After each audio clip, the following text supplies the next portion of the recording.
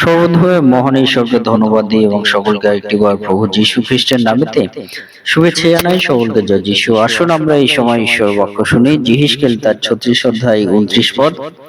আমি তোমাদের সমস্ত অসুচিতা থেকে রক্ষা করব এবং আমি শস্যের জন্য ডাকব এবং তা প্রচুর করব এবং তোমাদের উপর দুর্ভিক্ষ আসতে দেব না।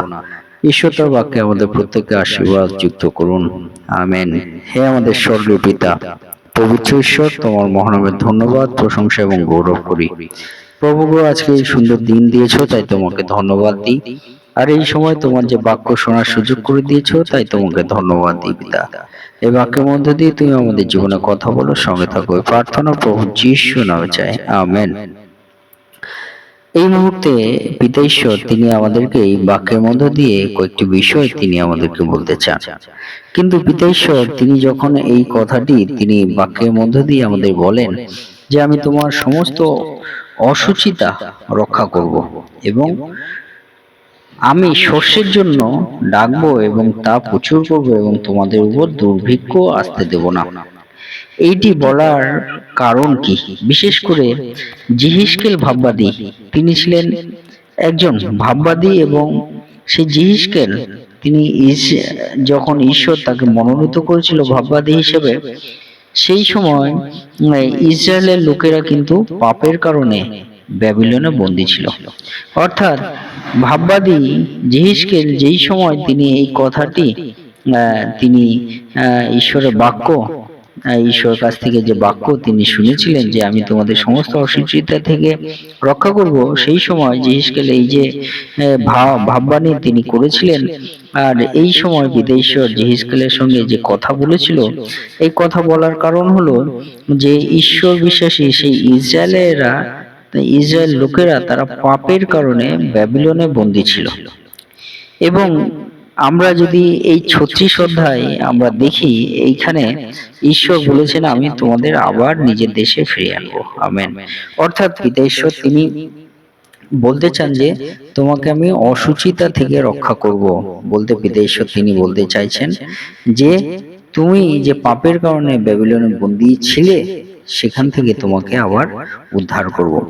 সেই বিষয় কিন্তু পিতা ঈশ্বর তিনি আমাদেরকে বলতে চান, আমাদের সকল সন্তানদেরকে বলতে চান। আমরা যে অসুচিতার জীবনে আছি, সেখান থেকে পিতা ঈশ্বর তিনি আমাদেরকে উদ্ধার করতে চান।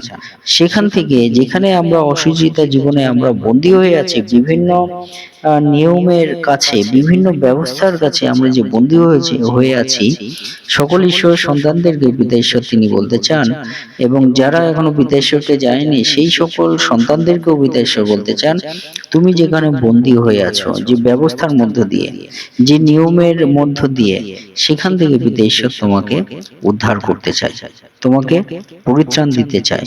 সেই অসুচিতা জীবন থেকে তোমাকে সূচি জীবন দিতে চায়, পবিত্রতা জীবন দিতে চায় পিতা ঈশ্বর। এই বিষয় কিন্তু এই বাক্যের মধ্য দিয়ে তিনি আমাদের বলতে চান।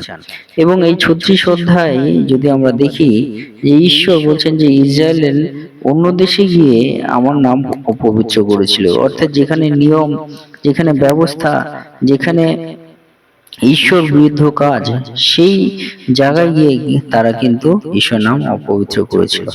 কিন্তু যিহিজকেল এই 36 অধ্যায় 24 থেকে 28 পদে পিতা ঈশ্বর কিন্তু বলতে চান, তিনি নতুন প্রতিশ্রুতি দিয়েছেন যে আমি তোমাকে নতুন হৃদয়, নতুন আত্মা এবং আমার আত্মা তোমাদের মধ্যে আমি দেব।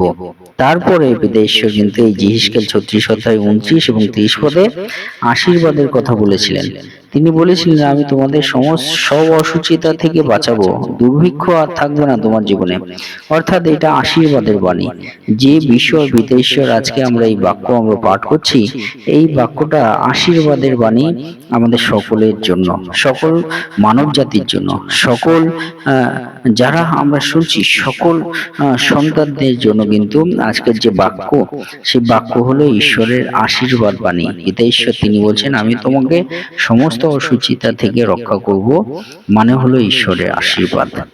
আমি শস্যের জন্য ডাকবো এবং প্রচুর করব, তার মানে হলো ঈশ্বরের আশীর্বাদ। এবং বলছে তোমাদের উপর আর দুর্ভিক্ষ থাকবে না, তার মানে হলো ঈশ্বরের আশীর্বাদ।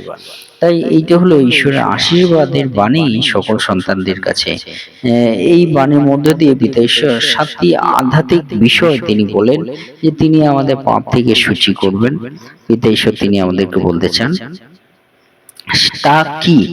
অনেক সময় আমরা দেখি যে এই বিভিন্ন নিয়ম এবং ব্যবস্থার মধ্যে আমরা যারা আছি, যারা আমরা ছিলাম, সকল সন্তানদেরকে এবং যারা আছে সকল সন্তানদেরকে বলছে যে সেখান থেকে তিনি আমাদেরকে সূচি এবং উদ্ধার তিনি করতে চান।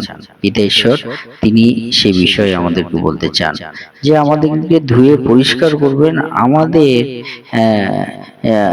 যে বিষয় পিতা ঈশ্বর তিনি বলতে চান যে তিনি আমাদেরকে অনুগ্রহ আমাদের দিতে চান। পিতা ঈশ্বর সে বিষয়ে তিনি বলতে চান। 2 নম্বর বিষয়, পিতা ঈশ্বর তিনি আশীর্বাদ ফিরিয়ে দিতে চান।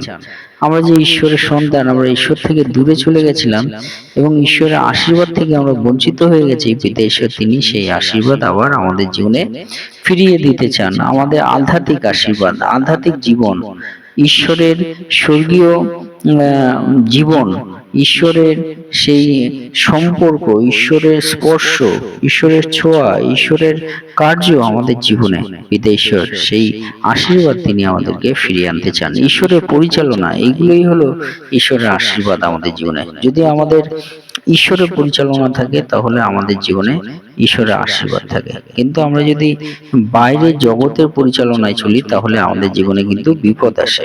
তাই পিতা ঈশ্বর তিনি আশীর্বাদ বলতে কিন্তু এই বিষয়গুলো পিতা ঈশ্বর তিনি আমাদের বলতে চান এবং আমাদের জীবন থেকে দুর্ভিক্ষ শেষ করতে চান, অর্থাৎ আমাদের জীবনে আর দুর্ভিক্ষ, অভাব, খাবারের অভাব না থাকে। পিতা ঈশ্বর সেই বিষয় তিনি আমাদেরকে বলতে চান।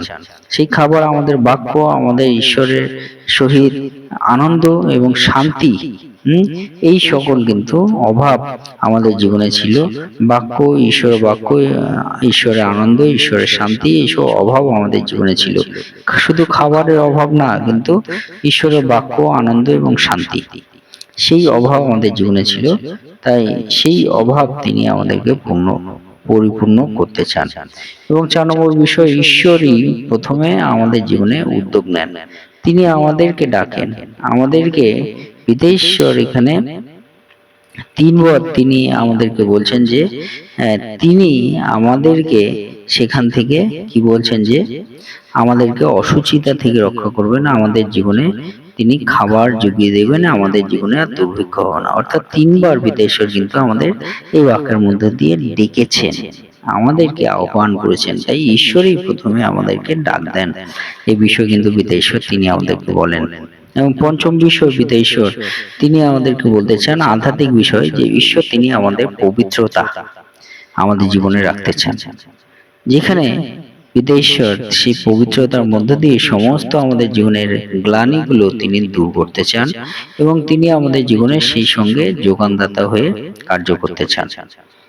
এবং 6 নম্বর বিষয়, পিতা ঈশ্বর তিনি আমাদের নতুন নিয়মের সেই প্রতিশ্রুতি আমাদের জীবনে এখানে দান করেন, যে যিশু এসে যা করবেন তার পূর্ব ছায়া এইখানে পিতা ঈশ্বর, অর্থাৎ প্রভু যিশুই আমাদের অসুচিতা থেকে মুক্ত করেন এবং স্বর্গের আশীর্বাদ আমাদের জীবনে পাইয়ে দেন।